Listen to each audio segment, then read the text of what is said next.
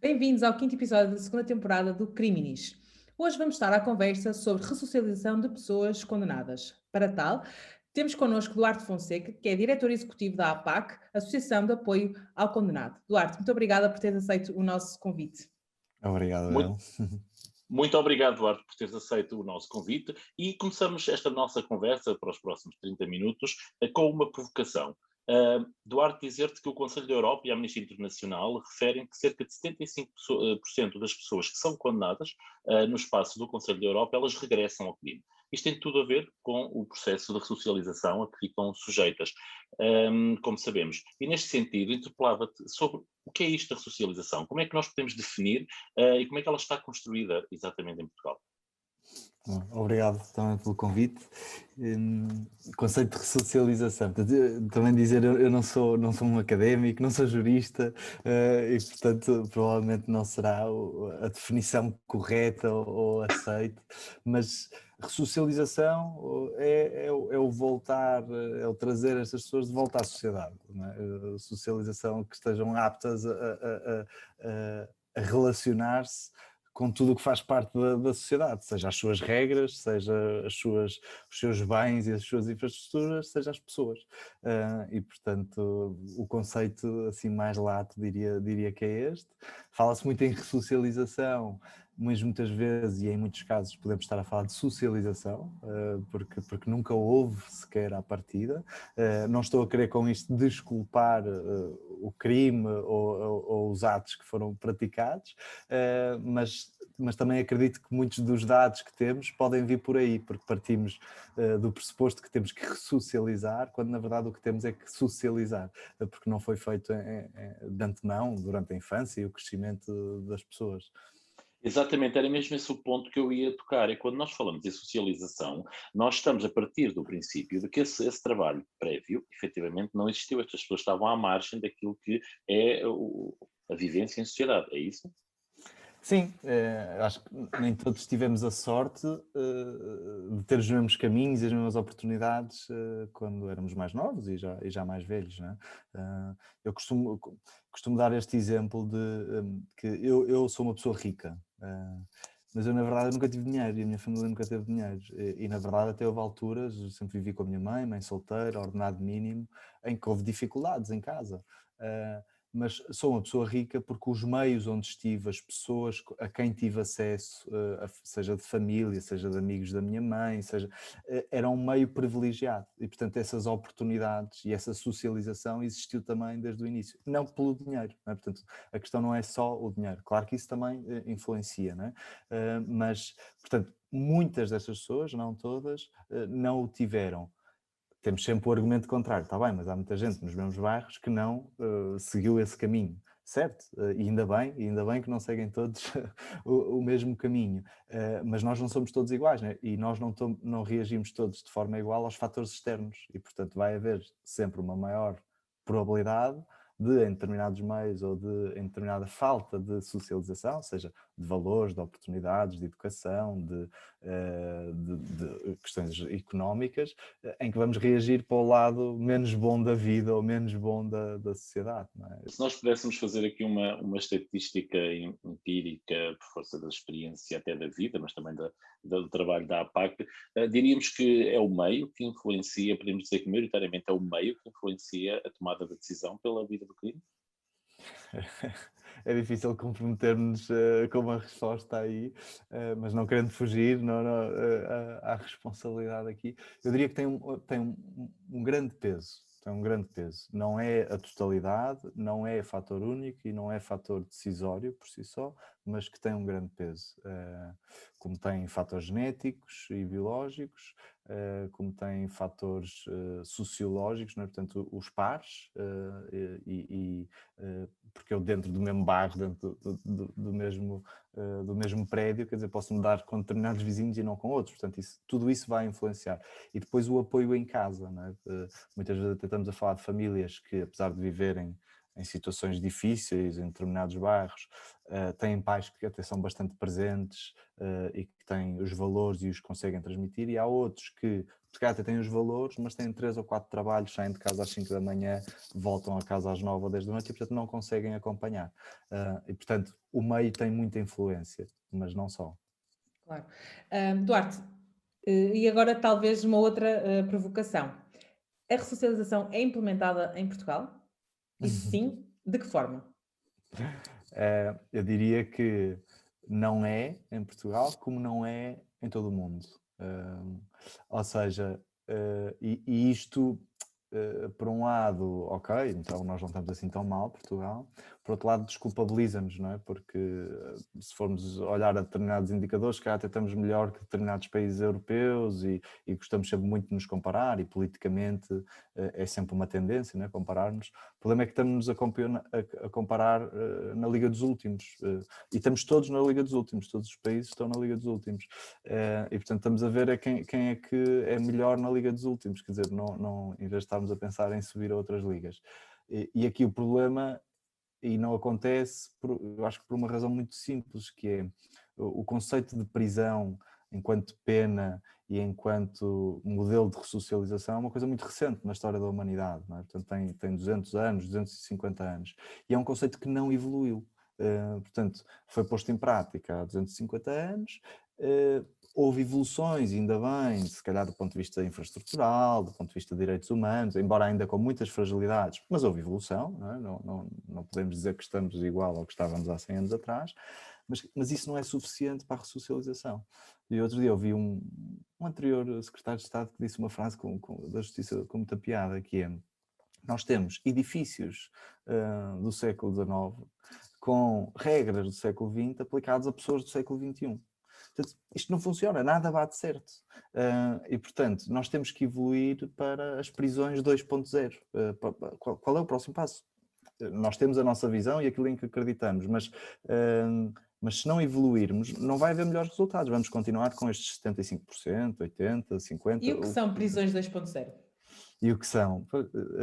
Então, eu acho que são prisões que a própria lei já se aproxima, ou tende a aproximar-se, principalmente em Portugal, temos um olhar bastante humanista desse ponto de vista, depois a implementação é que fica longe. Eu acho que são prisões, acima de tudo, que são o mais próximo possível daquilo que é vida em sociedade, não é? Isto está inscrito nas regras de Mandela, está bastante explícito na nossa lei de execução de penas, porque, quer dizer, nós enquanto seres humanos, só aqui um parênteses, nós tomamos cerca de 10 mil decisões por dia, consciente ou inconscientemente. Eu vou vestir esta camisa, vou fazer um snooze de manhã mais 5 minutos, muitas decisões. Nós mandamos as pessoas para a prisão porque esperamos que aprendam a lição e aprendam finalmente a tomar boas decisões na vida. Mas depois não lhes damos a oportunidade de treinar tomar decisões. Porque tudo na prisão está definido, não é? É tudo muito rígido. Portanto, eu arriscar-me-ia, nunca consegui encontrar nenhum estudo, a dizer que uma pessoa que está reclusa toma menos de metade das decisões que uma pessoa em vida, em sociedade normal, toma. Portanto, como é que queremos que as pessoas aprendam a tomar finalmente boas decisões? Não vão aprender, porque não aprendemos pelos livros, aprendemos pela prática. E de certo modo essas decisões que as pessoas tomam quando estão em cumprimento de penas de prisão, em espaços prisionais, não são elas também decisões meio que virtuais? Não há um mundo virtual que é colocado à disposição daquelas pessoas, que é construído para aquelas pessoas? Estou a pensar, por exemplo, nas opções de trabalho, de educação, etc. Tudo isso é fornecido por um sistema organizado e que é disponibilizado àquelas pessoas, mas que não é apanágio, não é reflexo daquilo que essas pessoas vão encontrar na vida em liberdade. De resto, parece-me que são capazes de não conseguir treinar a resiliência, por exemplo, para a frustração, para o desafio que é procurar esse tipo de questão.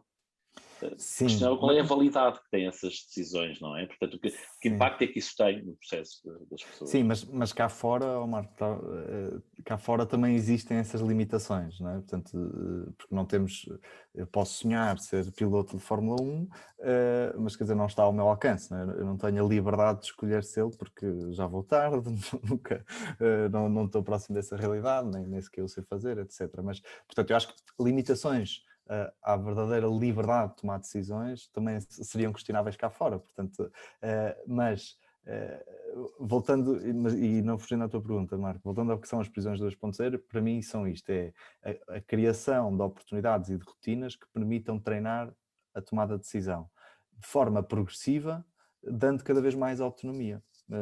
Ou seja, chega a um ponto, idealmente de final de pena, que foi progressivamente em que a pessoa já decide tudo, já é como se estivesse quase em casa, que pode entrar e sair. E ao contrário do que acontece no nosso sistema e noutros, por exemplo, o regime aberto no exterior, que para além de ser muito pouco utilizado, quando é utilizado é numa fase muito, muito final de pena. A mesma coisa com as precárias, muitas vezes são dadas mesmo já só ali 2 semanas antes, que é para a pessoa já poder ter a liberdade condicional, ou seja, está-se a deturpar muitos dos instrumentos que até foram criados com boa intenção e com esta lógica de progressividade, porque muitas vezes a magistratura, eu acho que muitas vezes as associações, portanto nós temos culpa nisso também, quer dizer, vai-se muito para cima da Direção-Geral de Reinserção e Serviços Prisionais, mas na verdade eles são os executores. Há aqui toda uma panóplia antes, seja do legislador, seja da magistratura, que tem que ser trabalhada, porque depois eles também não conseguem, eles não podem decidir a liberdade condicional, ou não podem decidir o RAE, ou não podem decidir a precária. Portanto, há aqui uma série de forças que têm que estar interligadas para que as prisões 2.0 sejam possíveis. Para mim, isso para ser possível, e respondendo ao Marco, falamos ao contrário também de uma grande tendência que existe de pequena escala, por oposição à grande escala, inseridas nas comunidades, por oposição a estarem fora das cidades, porque quer dizer, também quando se faz grande escala, se quiséssemos fazer agora aqui uma prisão em Lisboa para 1.000 ou 2.000 pessoas, quer dizer, só no terreno provavelmente pagaríamos todo o sistema prisional durante 5 ou 10 anos. Portanto, há aqui até uma série de benefícios do ponto de vista económico em ser pequena escala e em que há uma diferenciação das pessoas e, portanto, em que é possível tentar de alguma forma que essa liberdade de escolha seja trabalhada, sabendo que ela vai ser sempre limitada como é cá fora. Mas para nós, à APAC, defendemos muito esta visão, estes 3 grandes pilares. Duarte, e precisamente porque falaste em APAC, pego exatamente nesse gancho para te pedir que nos expliques aqui qual é a proposta da APAC.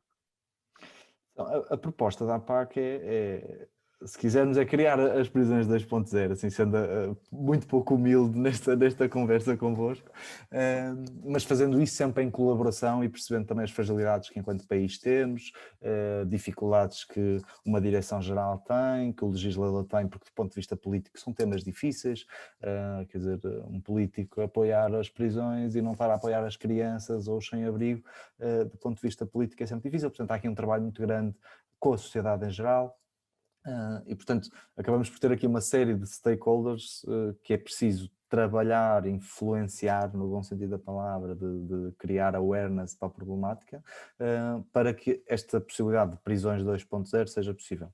Que tem que ser gradual, não é? Ou seja, acreditamos que numa primeira fase teremos que provavelmente criar casas de transição, portanto pequenas casas de detenção para o último ano ou os 2 últimos anos de pena, sempre reduzindo o risco, ou seja, isto não é novo, isto já acontece na Europa, em jurisdições onde Portugal até vai beber muito, como é o caso da lei francesa ou belga.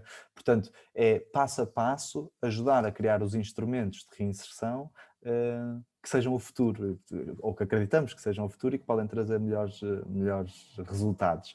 Portanto, a grande missão passa por isso. Agora, sabemos que não se faz isso de um dia para o outro e, portanto, na verdade, estamos divididos em 2 grandes áreas internamente. Por um lado, nós não queremos esperar para que o sistema seja perfeito para começar a intervir e a ajudar estas pessoas e, portanto, temos uma área grande de trabalho direto com beneficiários, com pessoas que estão ou que já estiveram presas e com as suas famílias. E aí temos desde programas de desenvolvimento de competências sociais, programas de mentoria, um gabinete de inserção sociolaboral, portanto, trabalhamos muito com o tecido empresarial e temos um negócio social que é o Reshape Ceramics, onde empregamos também nós pessoas, portanto, porque não pode, é muito fácil dizer não, não, empreguem estas pessoas. Portanto, primeiro damos o exemplo e agora estão a ver, tipo, isto é E é possível. exatamente nisso até que seria a minha questão, porque nós conhecemos alguns dos vossos projetos, designadamente o Reshape e outros projetos, e eu gostava que, Duarte, pudesses explorar um pouco os projetos de ressocialização que vocês têm enfim, como é que se processam, o que é que pretendem, e há pouco já estavas a falar então do Reshape, que é um projeto bastante interessante e portanto gostava muito que pudesses explorá-lo. Está bem, obrigado. E então, a Reshape Ceramics é um negócio social da associação, da APAC, que tem 3, 4 grandes objetivos.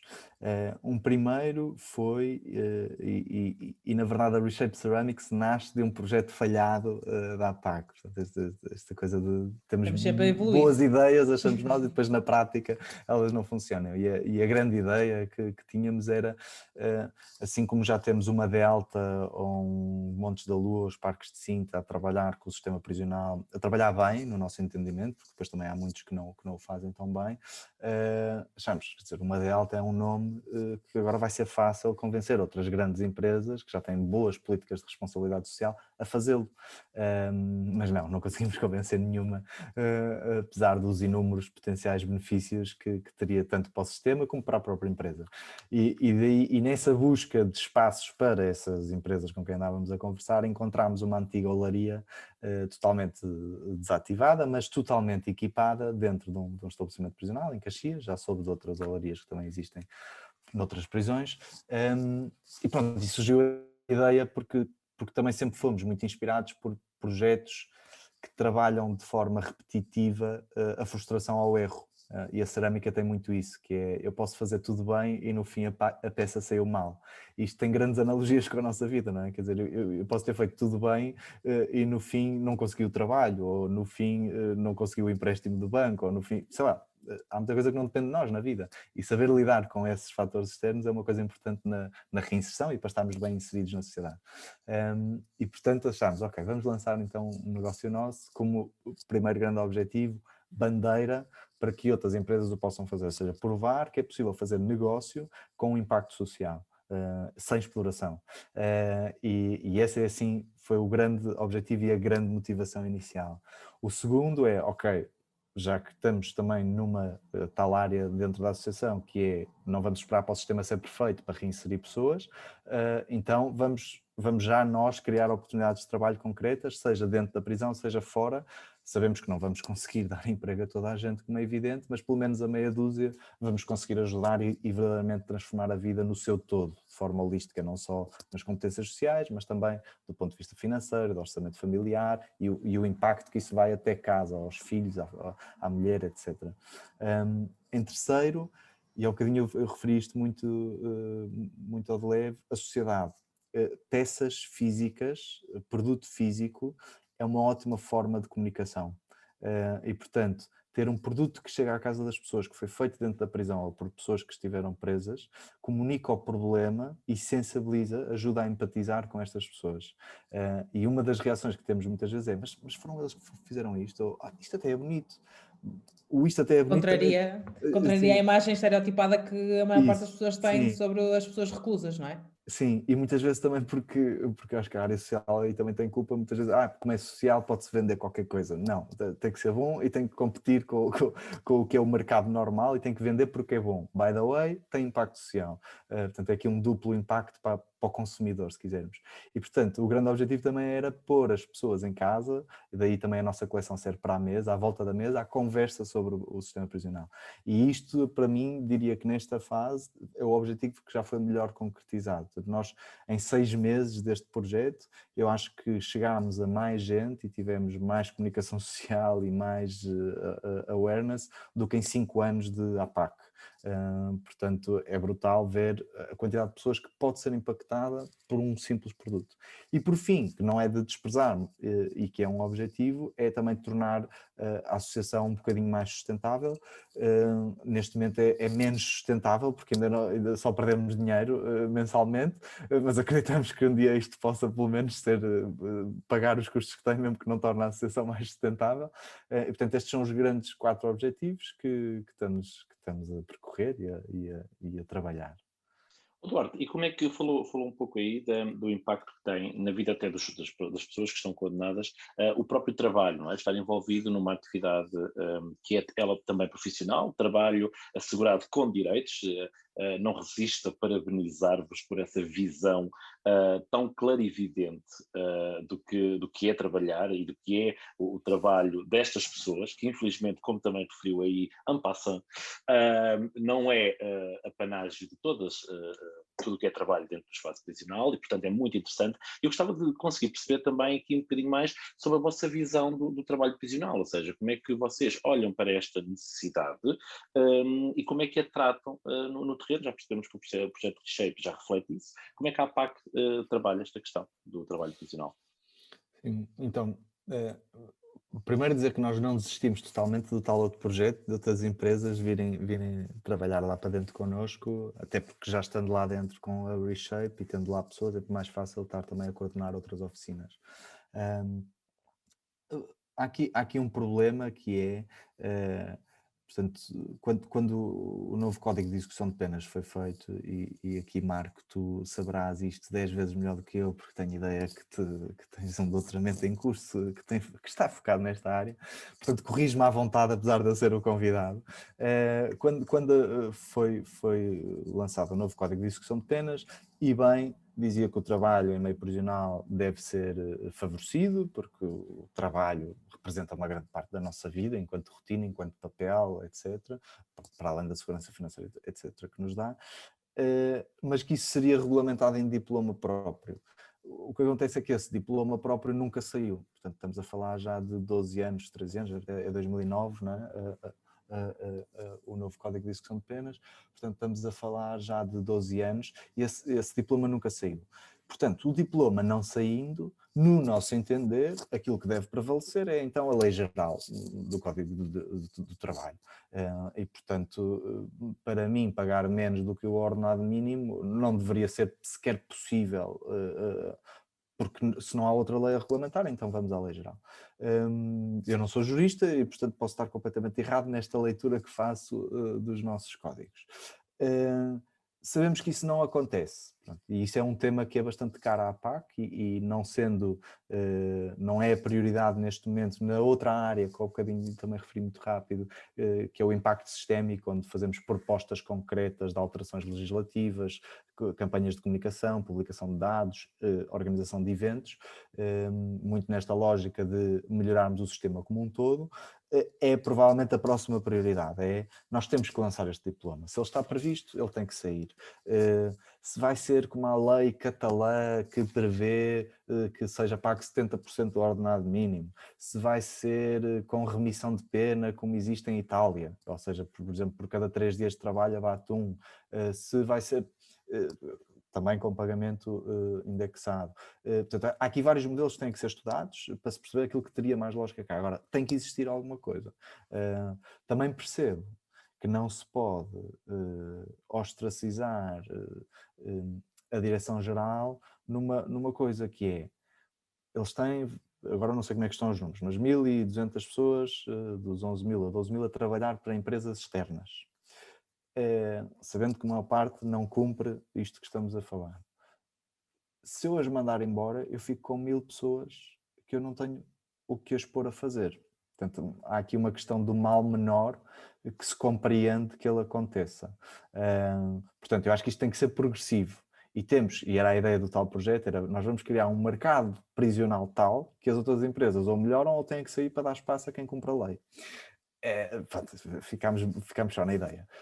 Agora, eu acho que o processo passa por realmente regulamentar-se e criar-se isso. Mas não é só o diploma, é a segurança social. Portanto, é questões das proteções sociais. Portanto, porque O os próprios ministérios... diploma de 79 já falava de previdência, não é? Isso. Os próprios ministérios têm diplomas, mas depois demitem-se da responsabilidade. Nós sentimos isso, por exemplo, muito recentemente enquanto APAC, somos recentemente registados como IPSS, mas inicialmente a Segurança Social não nos queria reconhecer como IPSS porque trabalhávamos com reclusos. Isso não tinha nada a ver com eles. Era a intenção deles dizer que não. Ou seja, os reclusos são cidadãos de segunda em tudo o que é ministério. Não é só dentro da justiça ou da classe política, é na segurança social, é na saúde, é na educação. Pronto. A educação, por acaso, estou a ser injusto, porque acho que até temos bastante bem articulado com o Ministério da Educação. A saúde, acho que está a dar passos nesse sentido, mas também ainda muito deficiente.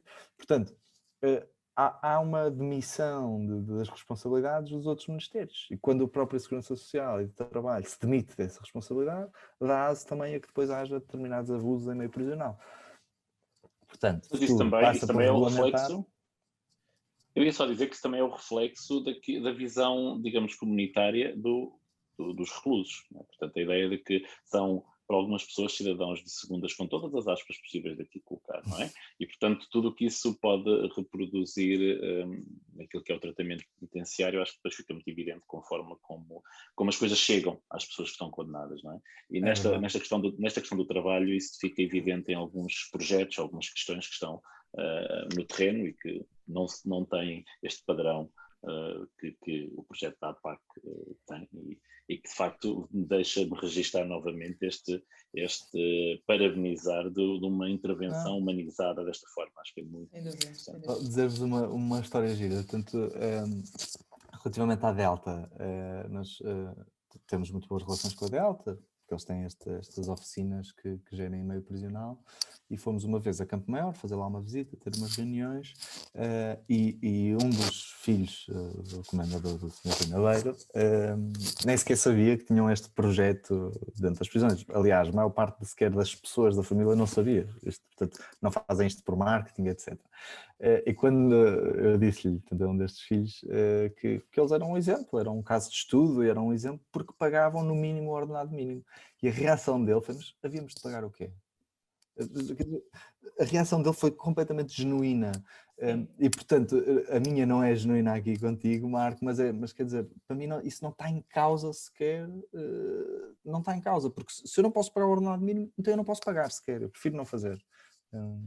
Então eu não resisto a deixar aqui uma provocação. Então como é que nós olhamos depois para o empregador de Estado? Porque nós sabemos que há funções dentro das prisões que são funções de faxineiro, tudo o que é manutenção, que são realizadas pelas pessoas que estão condenadas, que são pagas pelo sistema prisional, pelo Estado, não é?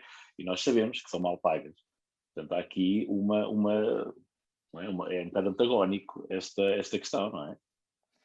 Sim, mas é aquela velha máxima, é como o RGPD, não é? Todos temos que cumprir, menos o Estado. Portanto, nós sabemos que as regras não são iguais. Nós podemos dizer que como é que era Hong Kong, a questão dos dois sistemas, um país, dois sistemas.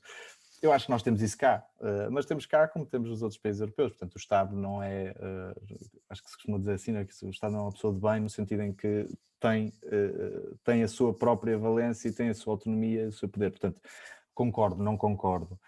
Como é que se muda? Acho que não é o atacar, o estar a fazer isso.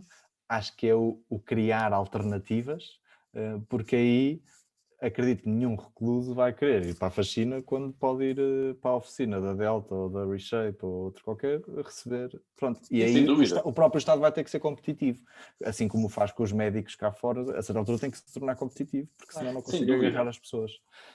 Sem dúvida, quer dizer, projetos como o vosso são no fundo exemplos que mais tarde ou mais cedo hão de criar a maioria do exemplo e hão de alterar estas práticas. Sim. Esperemos que sim.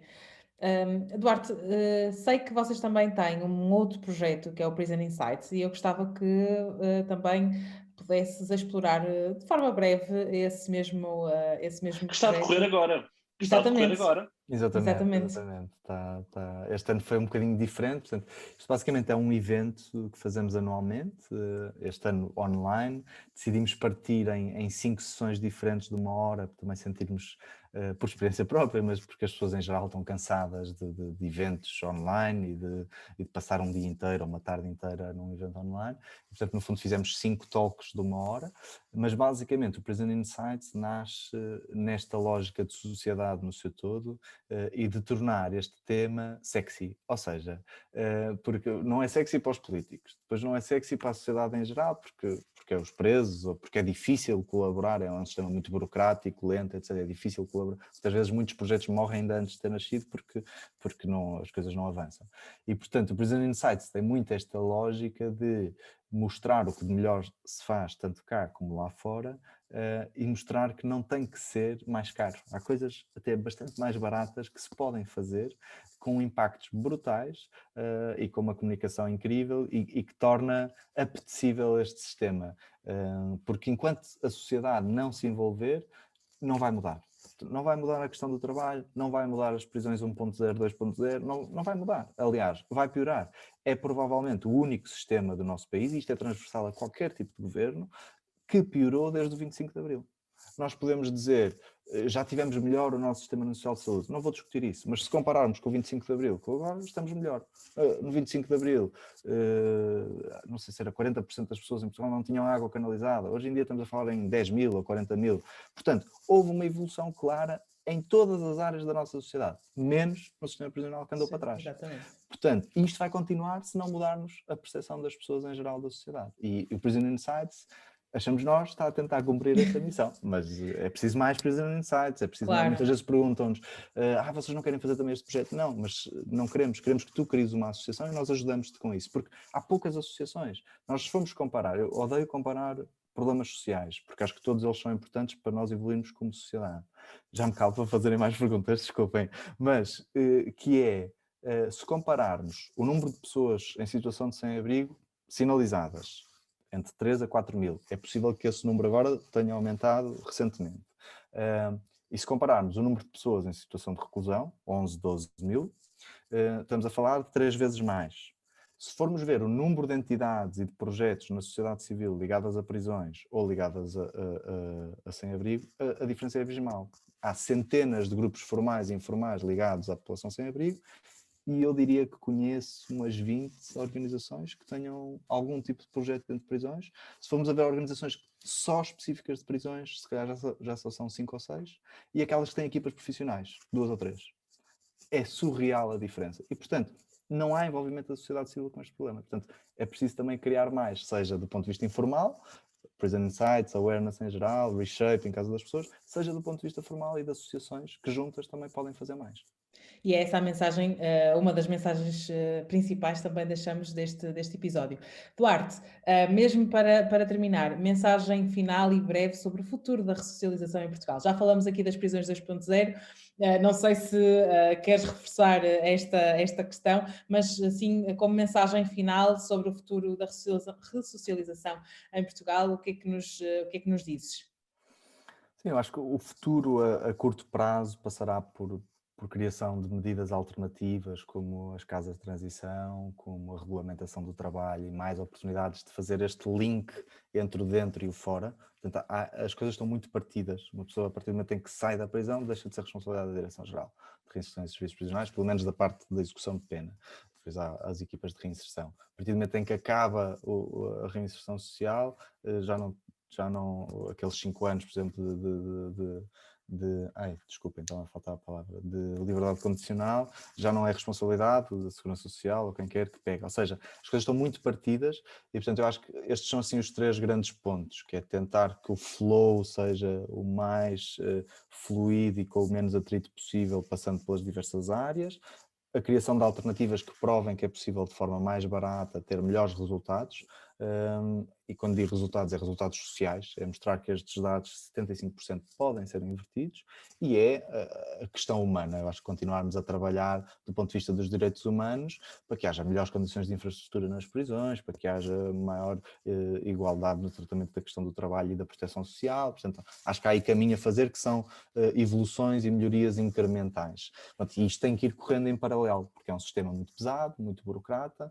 difícil de mexer do ponto de vista político e, portanto, tem que se ir passo a passo, devagarinho, em várias frentes, andando, para que se calhar os nossos netos, não, vou ser otimista, para que se calhar os nossos filhos já conheçam um sistema prisional diferente daquele que nós conhecemos hoje em dia. E eu acredito que isso é possível. Pronto. Sim. Parece-me fundamental e sobretudo essa questão dos direitos humanos que é tão premente também nos meios prisionais. Bom, Duarte, muito obrigada por ter estado connosco aqui a partilhar esse conhecimento e as vossas iniciativas na APAC. Nós vamos deixar os links para o vosso trabalho quando publicarmos então o podcast. E já sabem, se quiserem ouvir este podcast, não se esqueçam de seguir as nossas redes sociais, o nosso website, e já sabem que queremos sempre ouvir o vosso feedback, a vossa opinião dos episódios, de quem esteve aqui connosco a falar sobre estas temáticas. Não é assim, Marco? É isso mesmo, Ana. Muito obrigado, Duarte, por este momento de conversa, e para quem nos está a ouvir e que quer ouvir este e os episódios anteriores da segunda temporada e da primeira temporada, estão todos disponíveis em criminis.pt e no nosso canal do YouTube e também nas plataformas SoundCloud e Spotify.